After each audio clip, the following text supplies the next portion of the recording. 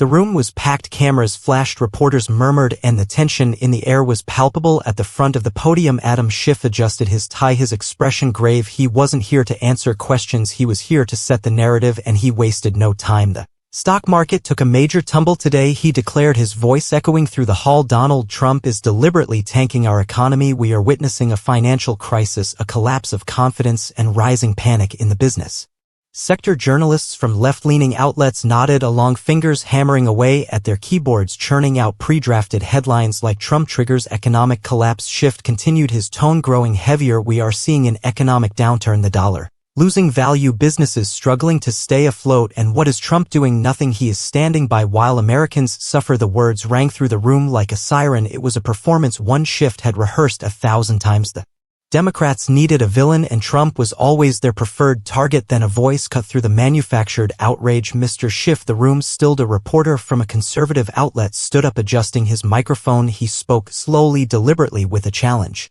embedded in his words. You say the stock market has been declining for 5 weeks under Trump, but I'm curious, do you recall how many times the same kind of drop occurred under Joe Biden? Schiff's lips pressed into a thin line, his eyes darting briefly to his notes. The reporter didn't wait. 10 times, Mr. Schiff. Over the last 5 years, far more than 5 measly weeks, we've seen similar corrections, yet you stayed quiet as a mouse when Biden was in office. A ripple of murmur swept across the room. Some reporters double-checked their notes, scrolling through economic reports. Schiff exhaled sharply, his hands gripping the podium's edge, his voice trembling slightly as he scrambled to respond. That's not the point, he shot back, forcing firmness into his tone. The issue is cost of living. Americans are being crushed under the weight of inflation, and Trump has done nothing to fix it. The conservative reporter didn't flinch. He muted, tapping his pen against his notepad. So now we're shifting topics. Fine, let's talk about the cost of living. Let's talk about who's really been hurting American wallets. You ready to face that truth, Mr. Schiff? The tension thickened as Schiff gripped the podium, his knuckles whitening. He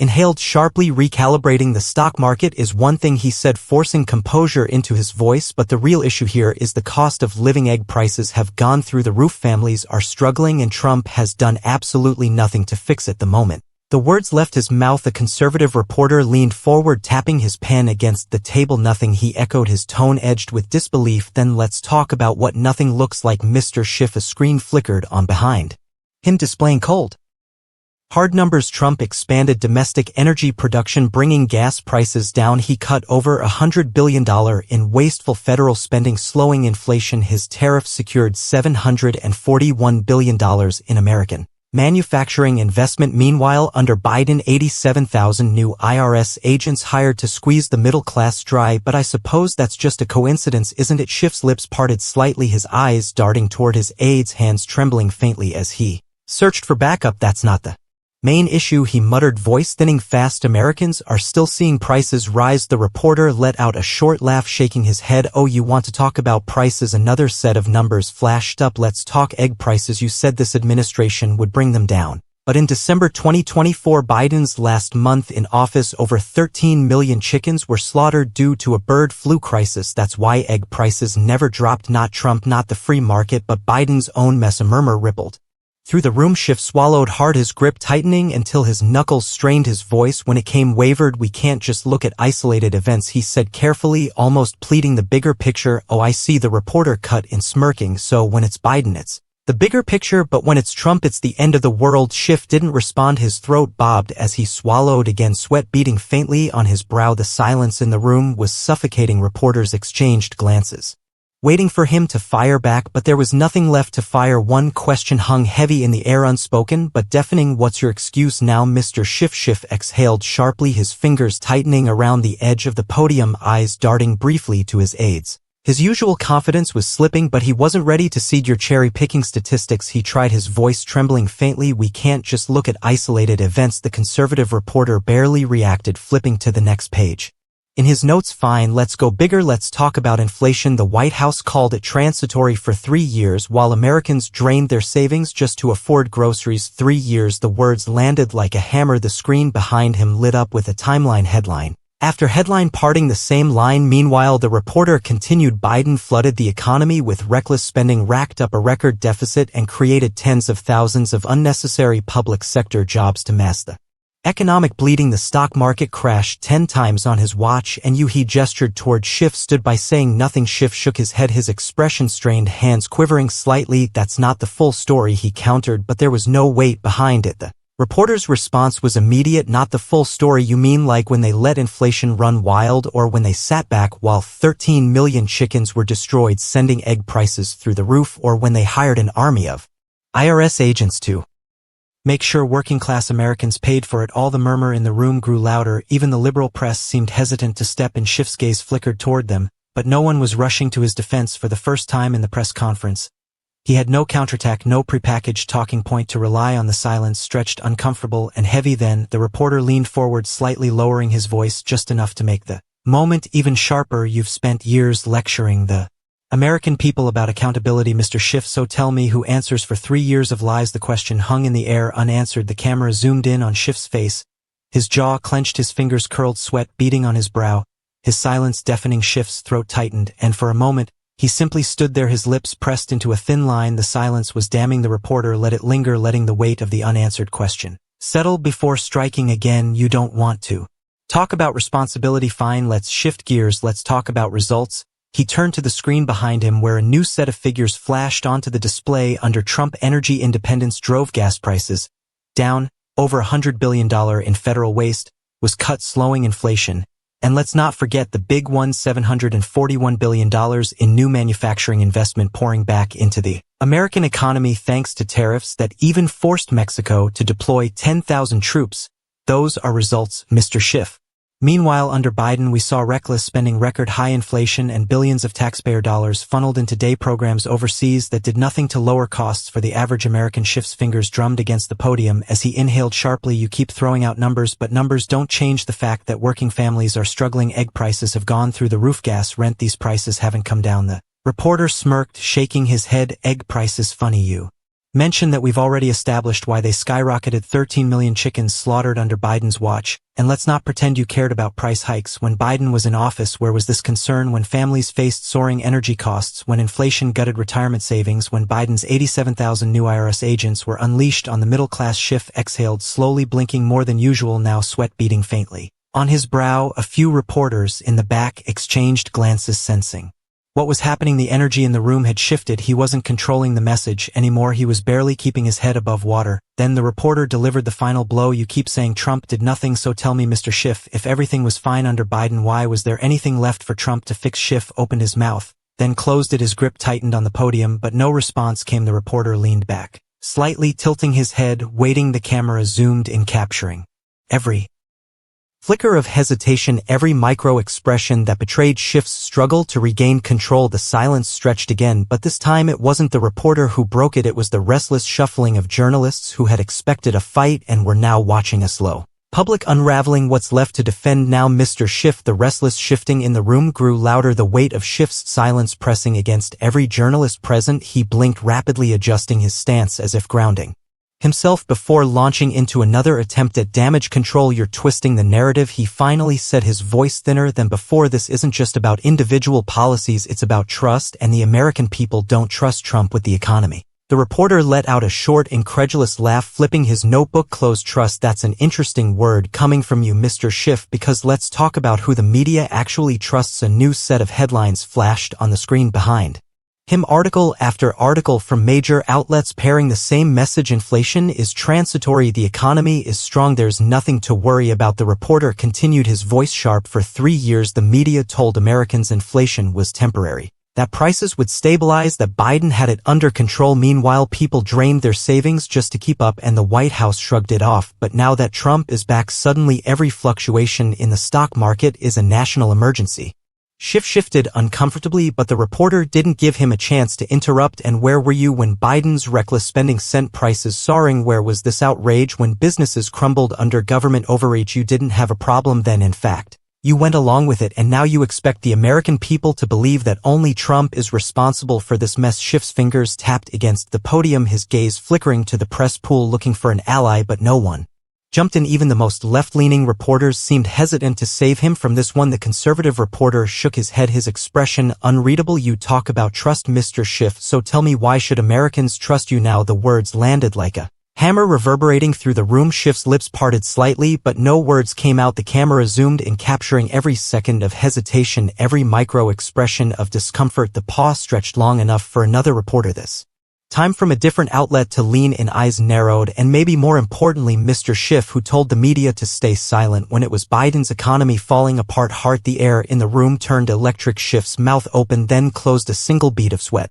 traced down his temple. This wasn't just a press conference anymore, it was an interrogation. Schiff swallowed hard, his fingers gripping the podium as if steadying himself against the weight of the question. His silence was deafening, the cameras catching every hesitation, every flicker of uncertainty in his expression. The conservative reporter didn't move, didn't blink. The question still hung in the air, and Schiff knew there was no easy way out. No one told the media anything. He finally forced out his voice. Quieter now, almost defensive. They report the facts. A sharp breath of laughter came from the press pool, but it wasn't humor, it was disbelief. The reporter exhaled slowly, his head tilting. Facts. He gestured toward the screen where article after article remained frozen in place, headlines reassuring the American public that inflation was transitory, that the economy was resilient, that any downturns were simply market corrections. These were the facts for 3 years, Mr. Schiff. But let's follow the money. Let's talk about where taxpayer dollars were really going under Biden. Another set of figures appeared on the screen. Billions funneled into so-called equity programs overseas, money drained from American taxpayers and handed to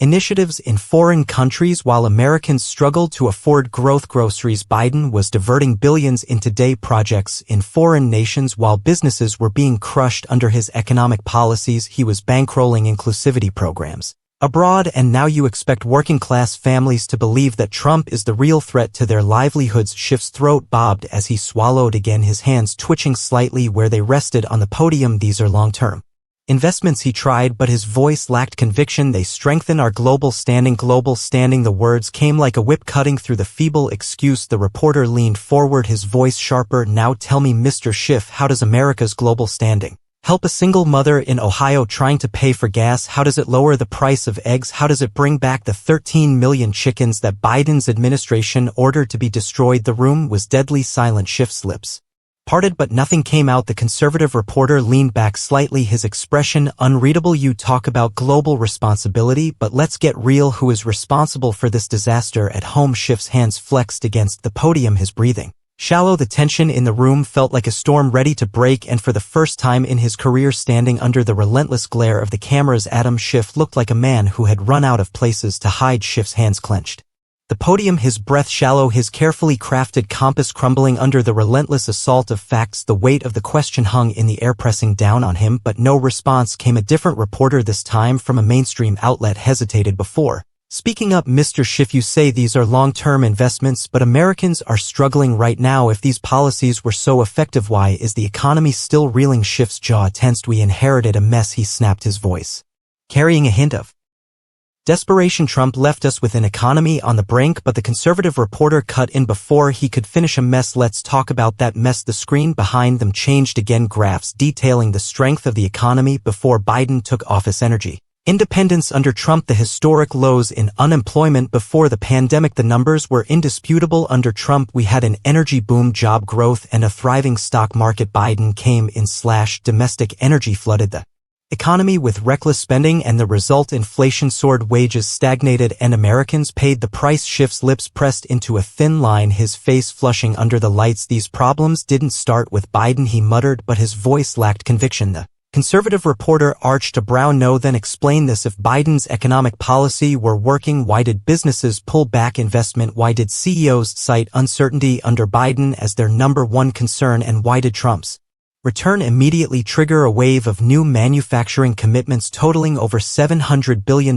Schiff inhaled sharply, but the pressure was unrelenting. Another reporter, emboldened by the shift in the room, threw in a question of his own. And if everything was so bad under Trump, why were Democrats celebrating record stock market highs just 2 years ago? The murmurs in the room grew louder, journalists exchanging glances. Schiff's eyes darted between them, but no allies stepped forward. The carefully scripted press conference had spiraled into something unrecognizable, a battlefield where his usual talking points no longer held any weight. His fingers tapped against the podium, his knuckles white. The conservative reporter let the silence stretch just long Enough to make it unbearable. Before speaking again, his voice quiet but cutting. So tell us, Mr. Schiff, if Biden's economy was working, why was it collapsing the moment he left office? The words landed with finality, the air in the room thick with expectation. Schiff licked his lips, his breathing uneven, but before he could formulate an answer, another reporter's voice sliced through the tension. Or maybe the better question is, was that the plan all along? The room went utterly still. The question, once unthinkable, now felt impossible to ignore. Schiff's breath hitched, his eyes darting across the room as if searching for an escape. Wrote the last question lingered in the air, heavier than any before. It was that the plan all along. The murmurs among the press corps had turned into something else: doubt, realization, maybe even suspicion. His hands trembled slightly as he adjusted the microphone. That's a ridiculous accusation, he said, but his voice lacked its usual conviction. The economy is complicated. You can't just simplify it to a plan. That's conspiracy talk. The conservative reporter tilted his head, watching him closely. Is it the screen behind him flashed again, an overlay of Biden-era policies side by side with their economic consequences skyrocketing? Inflation, businesses offshoring manufacturing, the historic collapse of small businesses under the weight of government overreach, and then the final slide, a map detailing where billions of taxpayer dollars had been funneled overseas in the name of equity initiatives. These are facts, Mr. Schiff, not theories, not conspiracies, cold hard numbers, and every single one of them points to an administration that weakened America's economy while strengthening foreign interests. So I'll ask again, was this the plan? Schiff exhaled, his grip tightening on the podium. He shook his head. You're twisting data to fit a narrative, he said.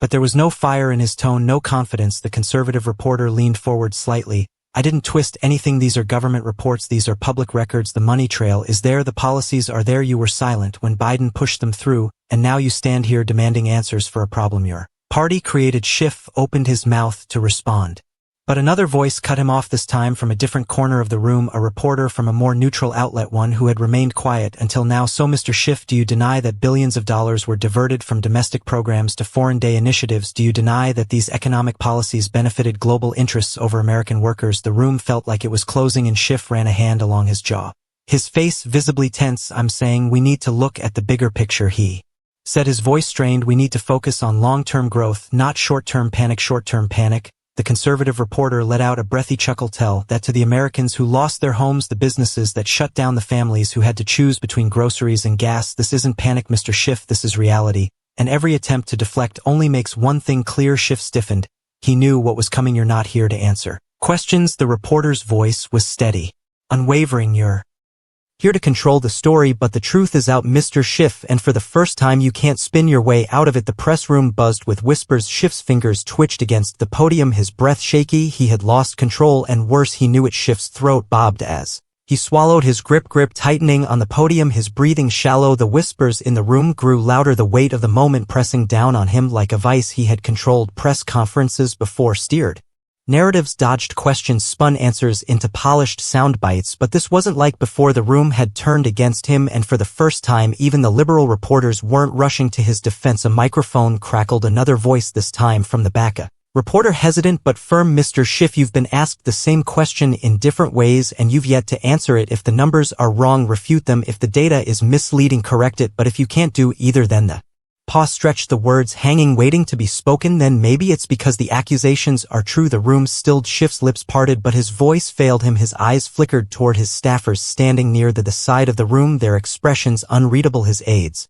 weren't stepping in. There was nothing to step in with, no pre-written response, no media allies jumping to reshape the conversation, just silence. Then someone laughed. It was low, almost disbelieving, but it carried across the tension-filled air. Schiff's head snapped toward the sound, only to see the conservative reporter shaking his head. Unbelievable, the reporter muttered, adjusting his mic. For years you've lectured the American people about accountability. You've demanded hearings, investigations, resignations, and now when it's your turn to answer for the failures of your own party, what do? He gestured toward Schiff, his expression one of cold amusement. You stand there, you stammer, you dodge, but what you don't do is answer. Schiff's jaw tightened, his fingers twitching against the wood of the podium. The tension in the room was unbearable. Now even the liberal press, sensing blood in the water, had stopped looking at their phones and started watching him instead. The conservative reporter leaned forward slightly. You came here today to blame Trump for a mess your party created, but let's be honest, Mr. Schiff, what you really didn't expect was to be held to your own standard. Schiff blinked, his mouth pressing into a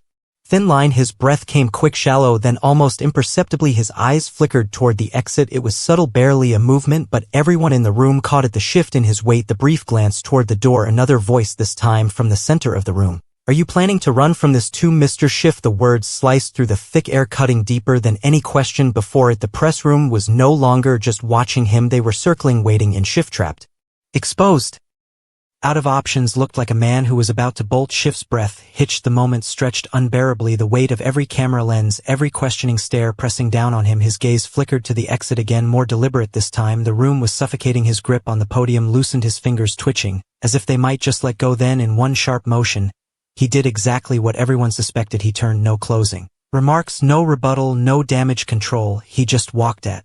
First, the press room was stunned into silence. Then the commotion erupted. Reporters lunged forward, voices overlapping in a chaotic flood of shouted questions. Mr. Schiff, why won't you answer? Is this an admission of guilt? Are you running from accountability? The conservative reporter, the one who had dismantled him piece by piece, stood motionless for a second, then let out a breath and leaned into his microphone. And there it is, folks, the quiet, almost mused statement cut through the noise. For years, Adam Schiff demanded transparency. Today, he couldn't even finish his own press conference. Schiff reached the door, his steps quick, his shoulders squared in forced composure, but as he pushed it open, cameras flashed wildly, capturing the moment. His back turned, his face hidden. Within seconds, the video clips were already flooding social media. The headline wrote itself: Schiff flees press conference after economic grilling. It would be played on loop, dissected, MD, and beyond. The immediate spectacle, the damage, was already setting in. At the podium, the conservative reporter turned back to the room, shaking his head. This is why Americans don't trust them anymore, he said, simply stepping back from the microphone. Journalists glanced at each other, some scrambling to rewrite their pieces, others murmuring among themselves. Even the most left-leaning outlets knew the optics of this were disastrous. Somewhere in a corner, a producer for a major network whispered, "We can't spin this." Meanwhile, Schiff was gone, the door swinging shut behind him, but outside the real storm was just beginning. Within minutes, clips of his exit would explode across the internet, surging to millions of views. Within hours, Trump himself would weigh in, amplifying it even further. And within days, the question wouldn't be about Schiff's failed press conference, it would be about how much longer he could politically survive after it.